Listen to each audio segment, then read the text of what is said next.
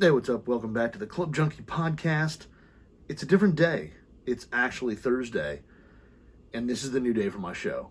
So, I'm now on Thursdays.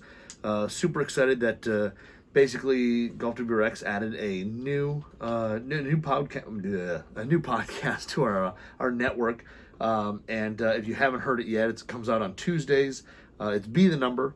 It's basically about fantasy golf, sport, golf betting, all that. So if you're into that, definitely check it out. It's new, it's exciting, it's something really cool. But then you go earlier in the week. That way, give people some time to get some picks in, and all that. So we all shifted back one day. So for me, not a big deal. It doesn't change a whole lot what I do. I mean, the interesting thing is now my show is the morning of when I go to play golf in my league. So that's kind of cool. I'll be grabbing some clubs and heading out there, and maybe I can let you know what I'll be playing before the round. But before we get into it, I want to let you know this episode is brought to you by Titleist Pro V1 and Pro V1X golf balls. So the Pro V1 is Titleist is the number one ball in golf. The Pro V1 has been the number one ball, tour level caliber ball for, as long as I've been kind of in golf. But basically, Pro V1, little softer feel, little lower ball flight, and basically a little lower spin off the top end of the bag, the driver, 3-wood, things like that. Same thing even with the iron, so a little lower spin. Pro V1X, higher launch, firmer feel, a little more spin. So something definitely for everybody's game. But the 2021 model, redesigned from the core up. It's got a softer cast urethane elastomer cover, a faster casing layer, a new dual core process in the Pro V1X, and a reformulated core in the Pro V1. So, everything is basically rebuilt, ready to go. And I've been playing Pro V1 pretty much all year. Played it over the weekend in my guys group, our little golf outing that we had. And I played a whole lot of Pro V1. And I don't know if that's a great endorsement from the way I played, but I did play a lot of Pro V1.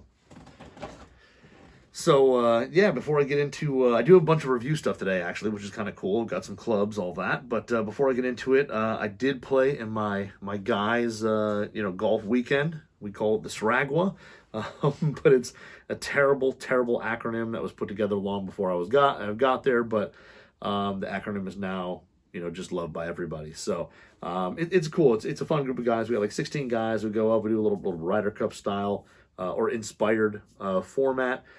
We try not to play with handicaps. We try to just make teams as even as possible, so that way we don't have to deal with that crap. But it's a lot of fun. We've got a lot of guys who, this is my third year, and just in my third year, it's amazing how many guys have improved their game so much, and I'm not one of them. But it was fun. It was a good time. We had a great time. I the first 2 years, championship both years, 2 out of 2. This year, we took the loss, so I felt bad. My youngest brother was the captain, and we couldn't put a win for him together. We ran into some guys who's played some good golf. I can't, I didn't play my best by far, and ran into some guys who really did play some golf, play some good golf. So it was, it was tough, but it's always fun. It's competitive. You have fun, but you're not gonna laser a flag and not give a guy a yardage or anything like that. It's not cutthroat or anything like that. You're going to help a guy look for a ball, whatever.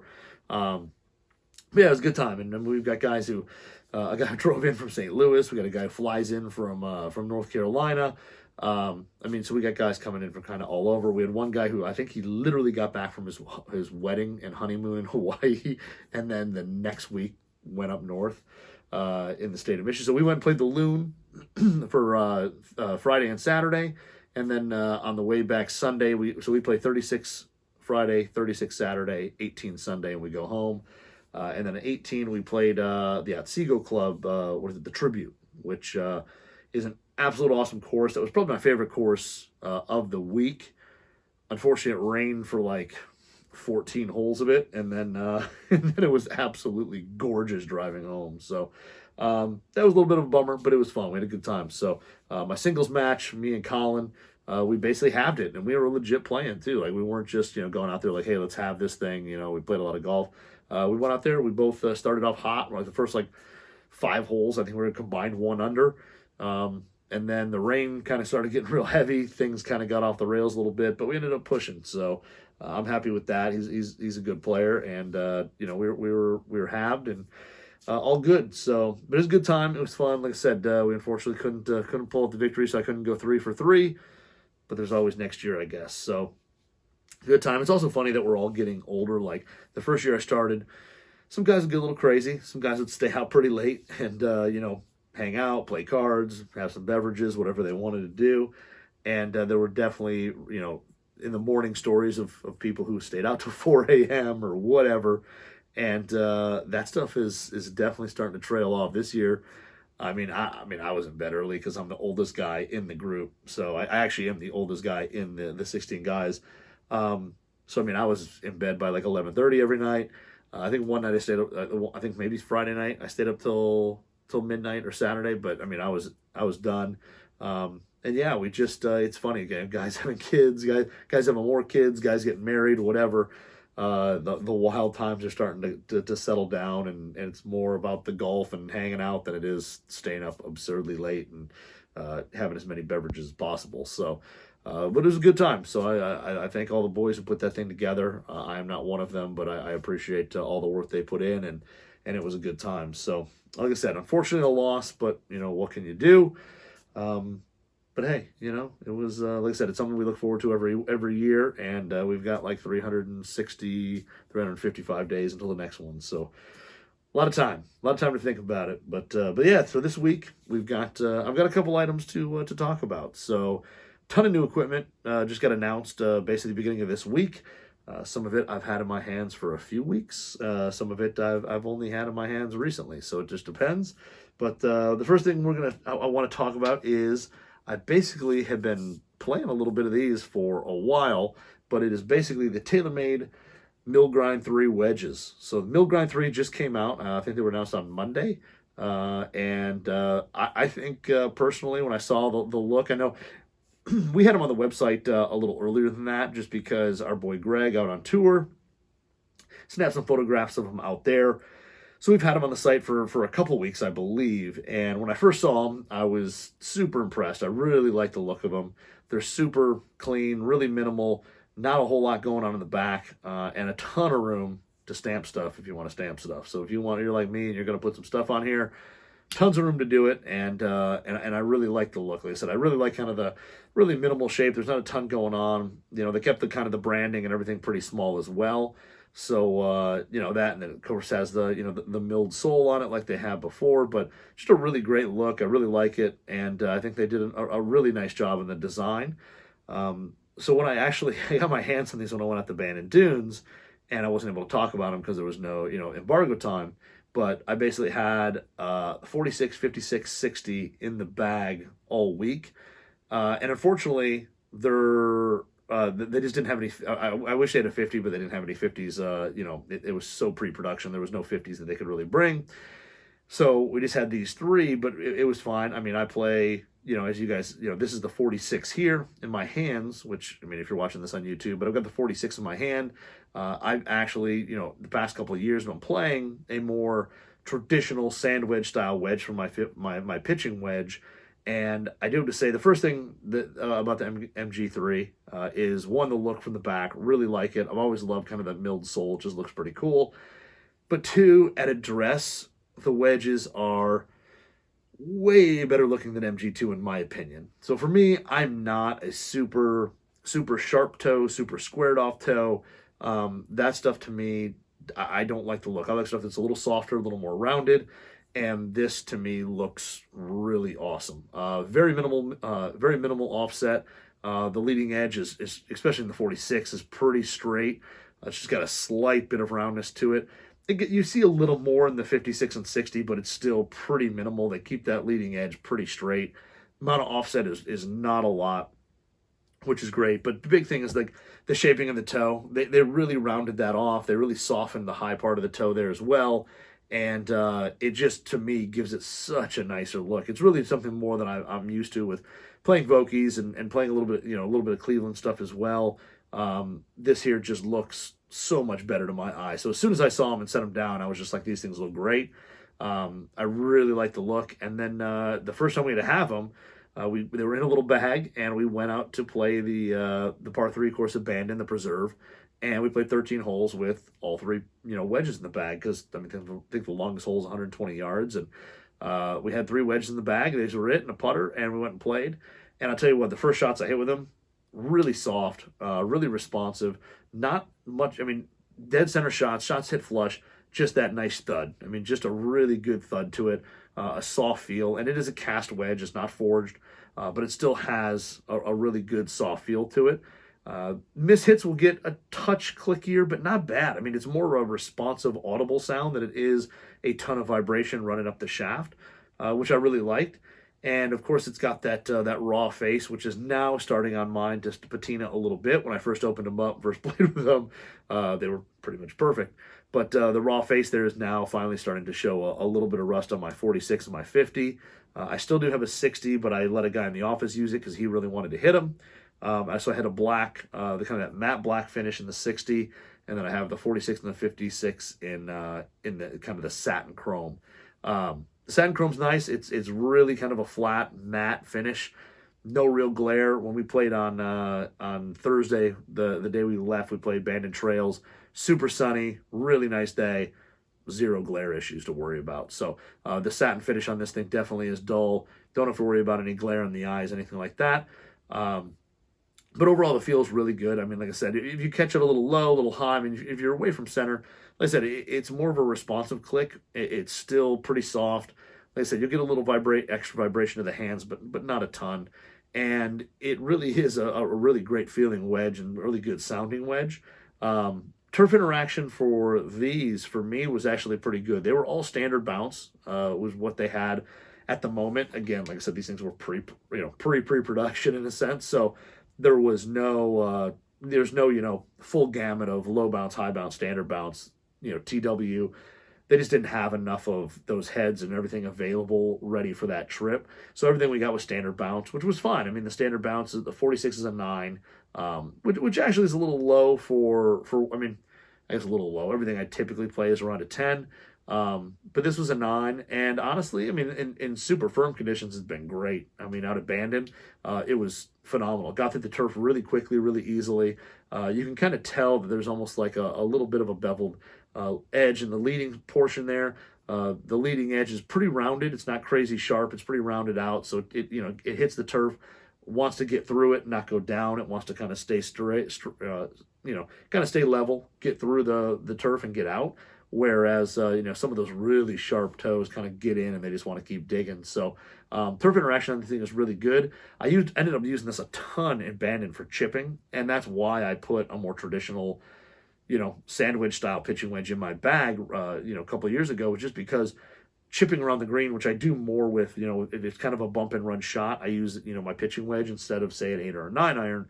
And, having, sometimes a little thinner sole, maybe there's a little more trailing edge relief, anything like that. I just feel like there's a little more versatility with this wedge. It gets through the turf a little better. It gets, especially through the rough, a little better than a traditional wedge, or a matching wedge of the set. And I really do like the shape. And, spin, it really depends on the gap wedge of the set, but I think mentally the placebo is that this thing spins more. So I mean, playing this is kind of what I've kind of always gone to. But like I said, the turf interaction on the standard bounce for the 09 was really good in firm conditions. I haven't played it yet in the super soft stuff. Only reason being is when I went last weekend and played with my boys. It was extremely soft, and for that, I just kind of stuck with my irons that I know. I just, kept my Vokeys in the bag because I knew they're all, high bounce and all that. So I just kept them in the bag and played them. But this was in a bag in my trunk of my truck. I just never pulled it out because, wedges actually weren't my problem or my downfall then. But spin on this thing's really good. Bandon was crazy firm. And hitting shots into there, you don't get the ball to check a ton, but everything, all the rollout was super predictable, whether you're hitting it out of a little bit of wispy rough or you're hitting it off that tight lie on the fairway or just off the green. Super predictable spin. Everything was basically, you hit it, you knew kind of how far it was going to roll out. And, for the most part, unless there was some crazy undulation, but it had nothing to do with a wedge. But a really good playing wedge. I mean, full shots, It was really solid, and actually, I wouldn't say it's crazy forgiving, but it was more forgiving. I got away with a few shots, especially on that par three that I just didn't think I was going to get away with. That I hit it, a little low in the face, whether a groove or too low. Ball went out. I said, oh, it's going to be, either crazy long or it's going to come up way short.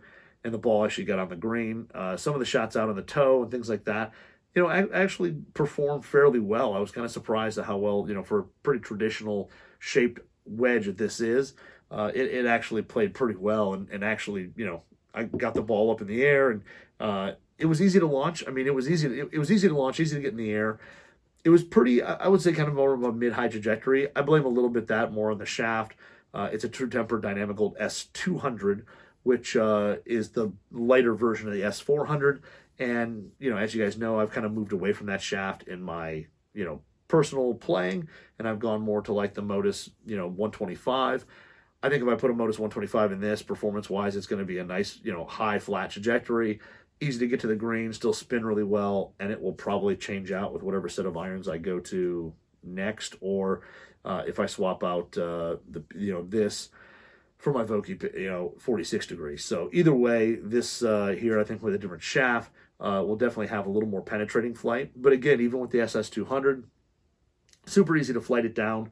And Bannon, you definitely needed to do that. And even at the preserve, we were hitting shots into the wind, and hitting something that was just kind of like 3/4 flighted down with this was super easy to do. It actually ended up being really fun to just hit those shots. And like I said, the wedge performed really well.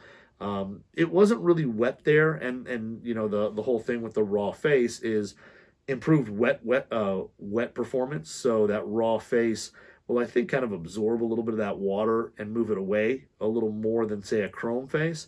And basically hitting those, we didn't hit a lot of wet shots out there at Bandon. Everything was crazy dry. So I'll get a little better feel for the wet performance when I get this thing out here, say, in my league tonight, or, as I play going forward. But so far, I've been really, really impressed with the wedges. Like I said, I love the look. I loved from everything I saw between the 46, 56, 60, love all the shapes. Shapes are really good. Soles on the things look awesome. I saw the low bounce 60, which had a ton of trailing edge heel relief. So, if you're somebody who plays a lower bounce wedge, I think that was 8 degrees, ton of relief. You're going to be able to open that thing up with the leading edge, without the leading edge getting high off the ground, and be able to get under that ball, hit some really, high flop shots from some pretty tight lies.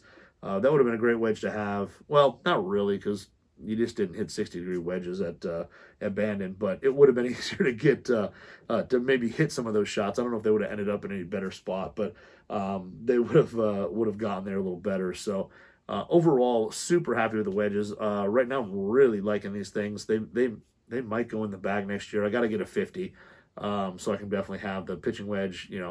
The 46, 50, and the 56. I kind of want all three of those. 60, I could definitely play. At that point, I might look to go high toe just because my 60. I don't mind that shape as much in the rest of the wedges. I prefer something a little more traditional. I asked about can I get what would it take for me to get a full raw wedge, and they said get your tour card. So at least for right now, there's no raw option. I wish there was. And by raw, I mean fully raw. The face is raw on this and the black one.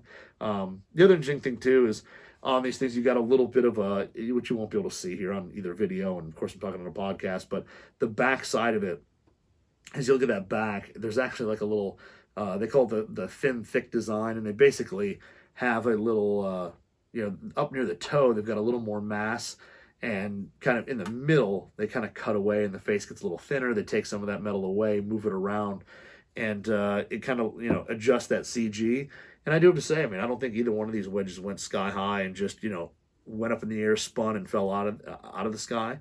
And again, I think that adjusted CG allows you to kind of flight these things down into the wind, especially nasty wind abandon, hit some lower shots while still maintaining a good amount of spin and getting that ball to catch on the greens. So overall, super impressed. Like I said, the little chip shots I used with this thing, and even the 56 a little bit.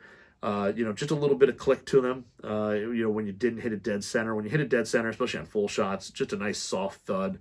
And like I said, overall, super impressed. I definitely want to try some of the high bounce stuff they have coming out, as well as, you know, like I said, these are the standard bounce and then the low bounce. So I think I'll be able to get my hands on a low bounce 60 pretty soon. But in terms of the you know, the standard bounce 56, I've got that. And then like I said, I want to try some of the high bounce stuff, especially in the 56. Even though, I mean, the 56 is like 12 degrees. It's a pretty good amount of bounce, so I don't have to worry a ton about you know, what that'll go up to. But the high bounce 56 will be like 14 degrees, so it'll have a little bit more, but that's kind of, you know, and it's even a little more than my D grind now in my Vokies. But like I said, spin wise, all that, really impressed. Like I said, I mean, every company always says stuff's the best. You know, it always is. You know, this is the best we've ever done. To me, I think the Mill Grind 3 is to me, you know, in terms of feel, spin, all that. Okay, it's probably, you know, marginally better in terms of the MG2.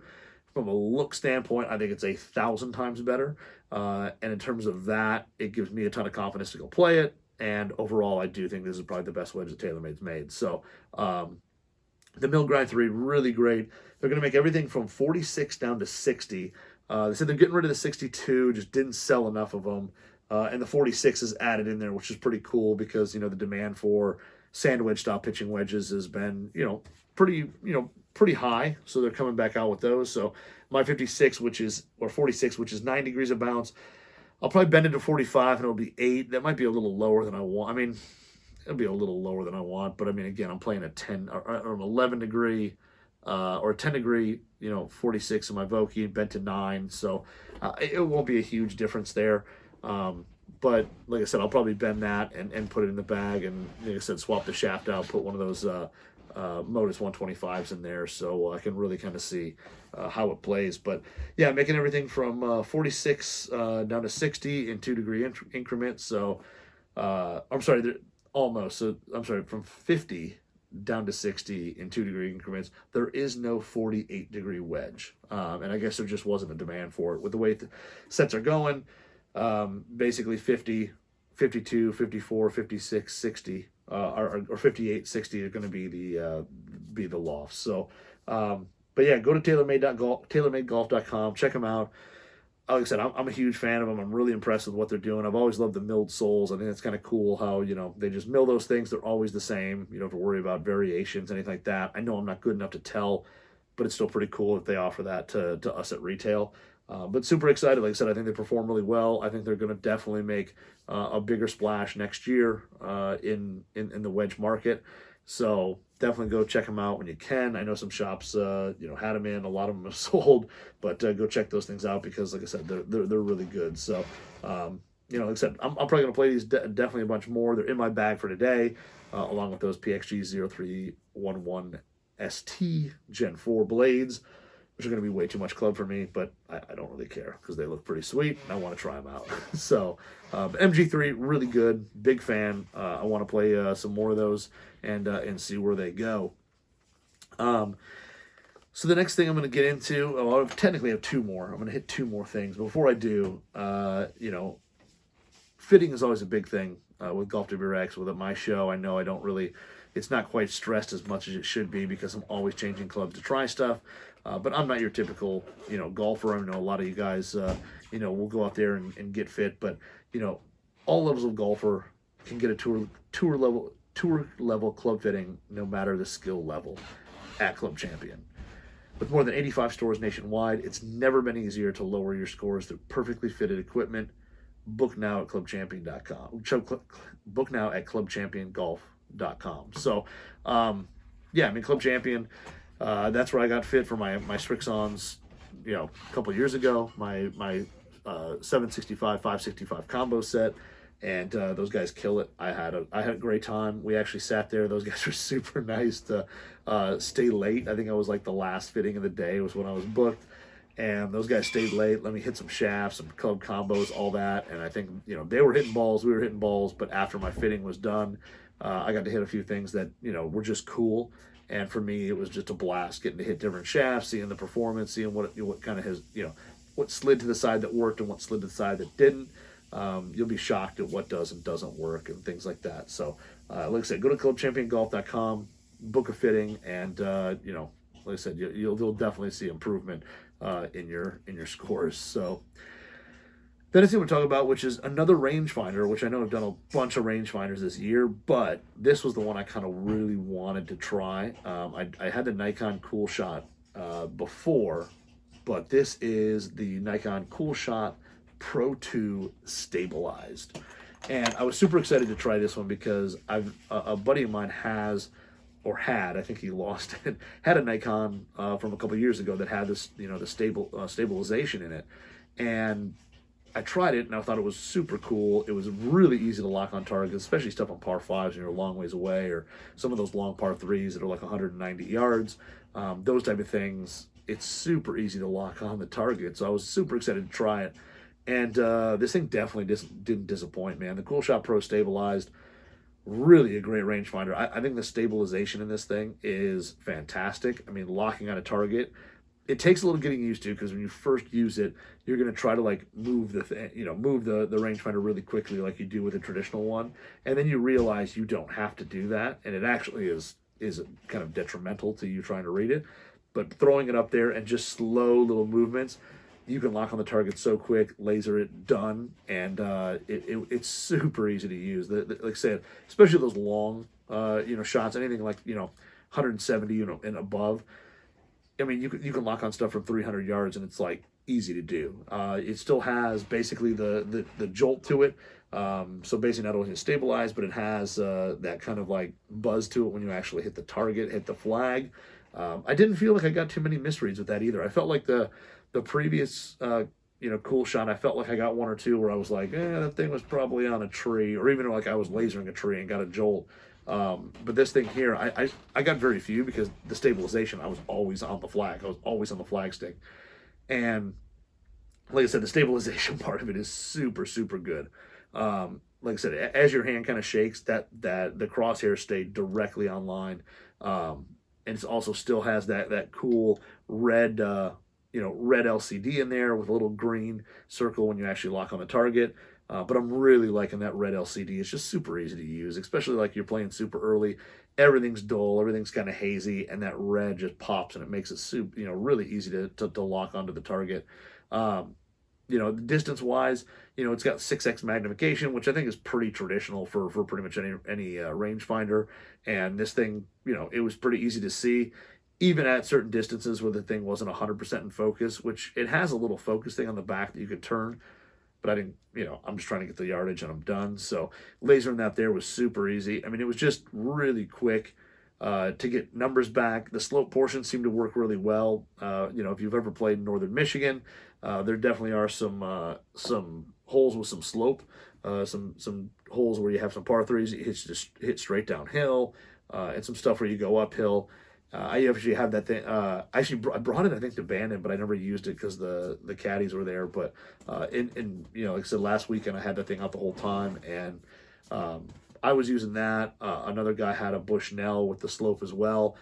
We were pretty much, even with the slope numbers, we were within a yard of each other, even with the slope. So the calculation there is pretty close, at least there.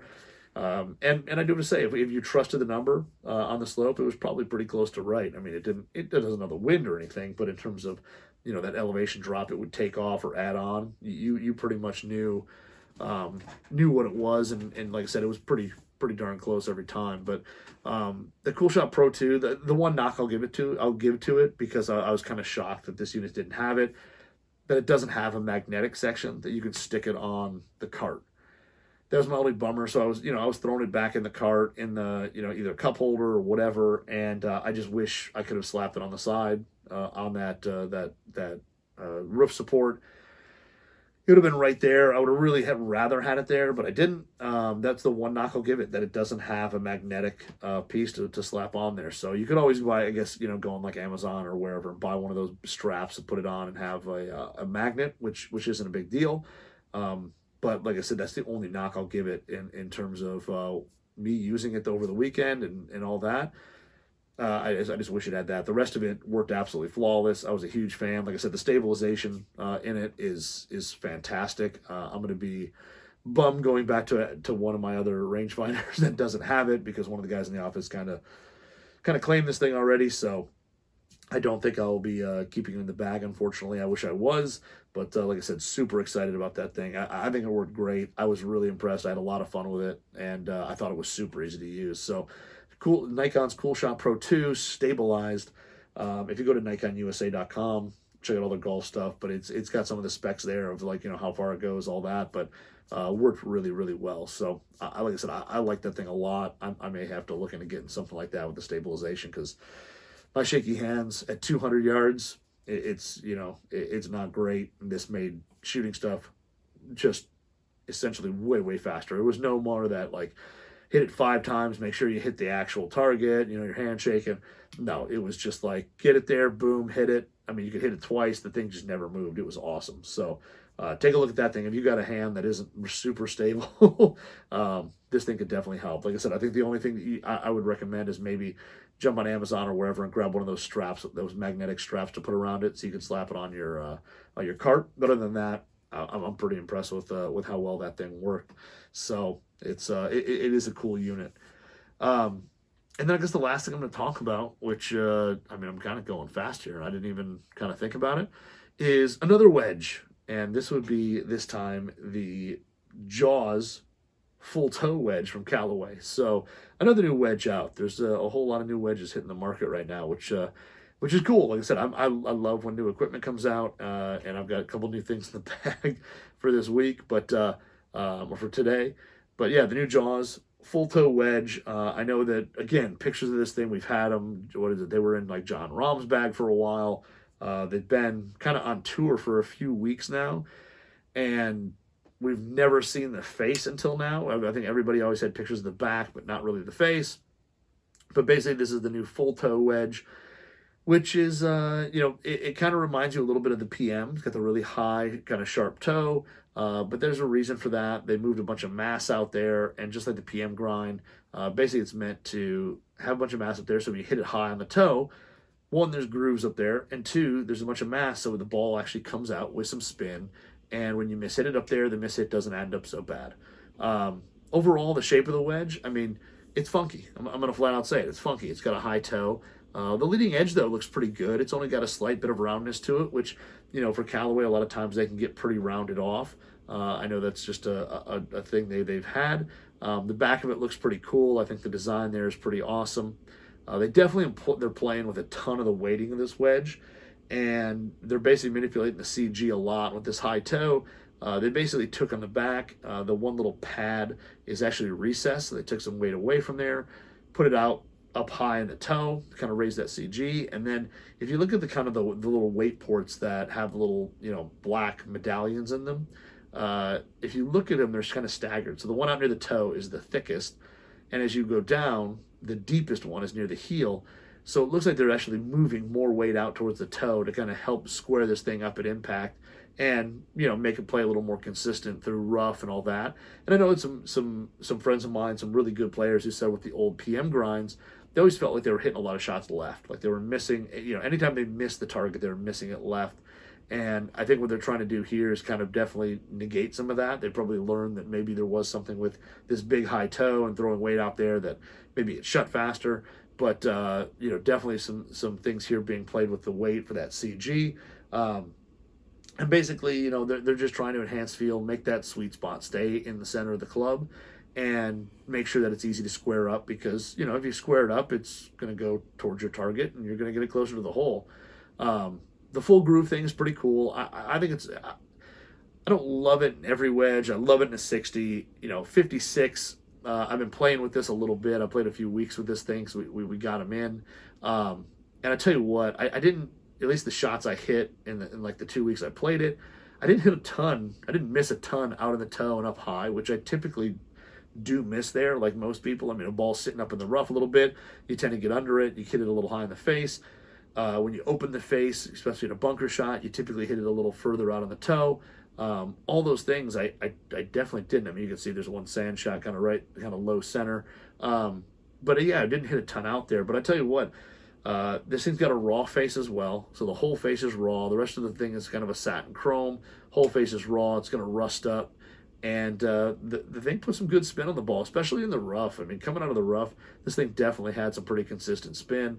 You were able to kind of really predict where that ball was going to go and how far it was going to release. The feel on it's pretty good. I would say compared to MG3, it's a to me was a touch firmer, not horribly, but just a touch firmer, and the click was maybe just a hair louder when you hit it off center. But overall, I think it's a super forgiving, super easy to hit wedge that is going to allow you to hit a lot of shots. It's got right out of the gate. I mean, it's got some trailing edge, some heel, some trailing edge, some toe relief to it for opening that thing up, not raising it a ton or not raising the leading edge a ton off the turf. I think that worked pretty well. It's try to balance this thing up here. And I think that worked pretty well. I thought it was a pretty versatile grind. I was able to play it kind of all over, especially like St. Clair Shores, where you're playing traditional stuff, where got a lot of deep rough. I thought it was super easy to play, and I thought it was pretty easy to square up. I thought it definitely I didn't notice anything going left with this thing here.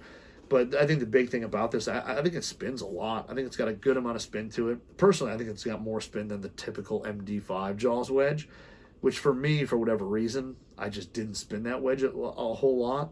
But this thing here definitely spins a ton.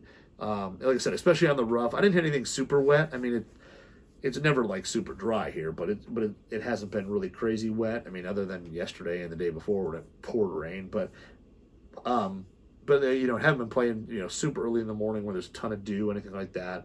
And but like I said, I noticed just. The first few shots on the practice green, I was chipping over, and like I said, the amount of spin that was there was really good. It was, like I said, controlled. I'm kind of, it's kind of got a modified C grind, but it's got a good amount of bounce. With this thing here, they're only making 54 through 64 in this. I think a 60 in this would be right up my alley. A 56, I just don't know if I square it up well enough at the 56 or 56 degree, because I do hit full shots with my 56 degree. With my 60, I don't, and I just wonder, is that kind of funky shape that kind of flows out towards the toe? That was my problem with the PM grind. The PM grind for me was really hard to play square shots because I always kind of was messing with where does it lay and trying to get it to to hit it straight at the pin. But stuff out of bunkers, if I open the face a little bit to hit a higher shot out of the rough or off the fairway, whatever. Those shots were great. I just, so like I said, for square shots, I just struggle a little bit with the high toe stuff. So for 56, I don't know. I think in a 60, that thing would be awesome for me. But like I said, 54 through 60, if you're somebody who your misses are high in the face, out on the toe, and that's where you notice when you hit a shot, you don't hit it great, your misses out there, I think this thing's really forgiving. I think it actually produces a good amount of spin. And, if you're somebody who needs, just a little help from those shots or out of a bunker even, you kind of hit a high off, high and off near the toe, a lot of the bunker. This thing here is going to offer a little more spin, a little more distance, and a little more control on those shots especially. But the thing, it puts a ton of spin on the ball. So same thing with this thing. I thought it hit pretty high, full shots. I thought the ball kind of got up, spun a lot, and I didn't feel like, you could still hit it low, you could do all the things, but I still felt like this thing got a little high. Same thing, it's got like a dynamic gold spinner 115 wedge shaft in it, so a little lighter than I'm typically used to.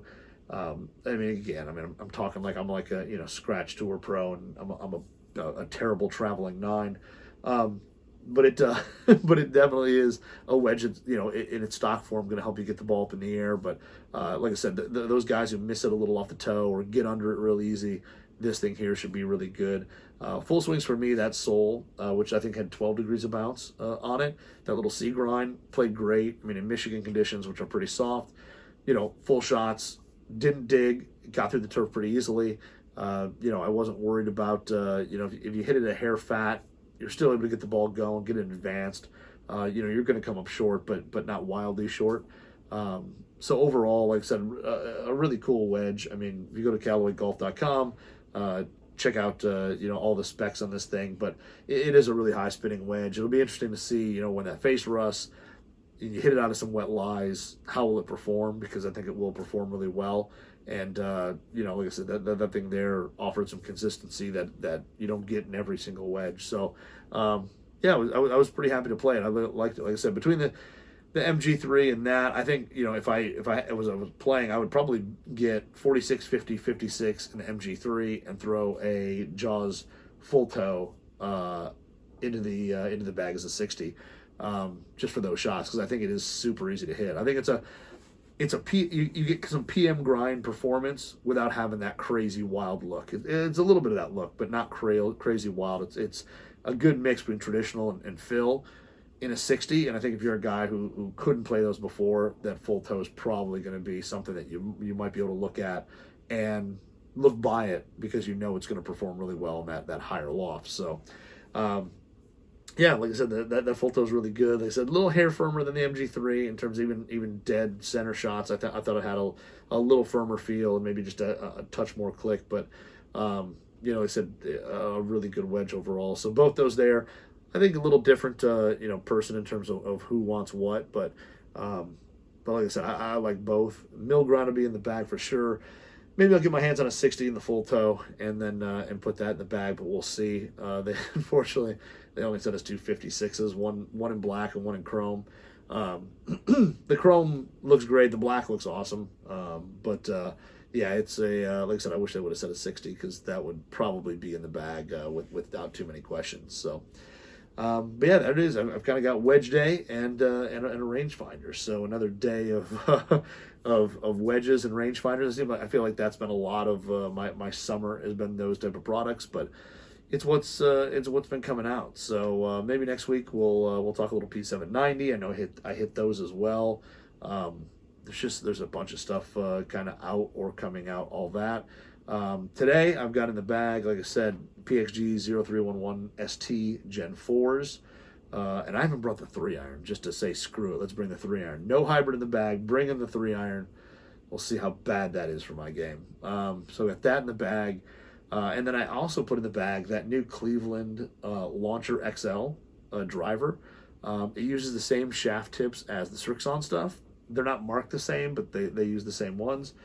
So I pulled a Motore XF3 out, 6X, and put it in the Cleveland. So we're going to take that out and try it as well and see how that goes. So I'll report back on those two things for sure. And then I think there might be a couple other items that will be showing up that I'll be able to talk about in the next couple of weeks. But that's the bag for tonight, and we'll see how I play. So I played okay. I think I shot 39 last week. I played okay. I just had 4 bogeys, and they were just kind of stupid stuff on like the 16th hole. I hit a good drive, hit a crap second shot way left of the pin, or left of the green. Had kind of a funky ball below the feet, kind of lied and knock it up onto the green.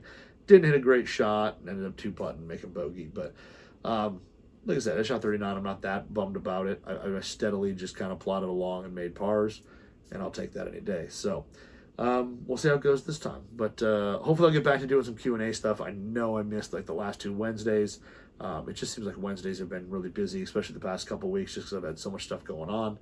I will definitely get back to doing those eventually. Hopefully next week I will remember to do it. Maybe somebody send me a DM, remind me, and I will definitely do that. If you want, follow me on Instagram at ClubJunkiePod, and hopefully you guys have a good weekend. Play some golf, and I'm gonna hopefully play some golf. We'll see. Got a little block party, hang out with the neighbors, but hopefully I'll get out and maybe play a little golf as well. So everybody have a good week. Have a great weekend. We'll talk to you next week.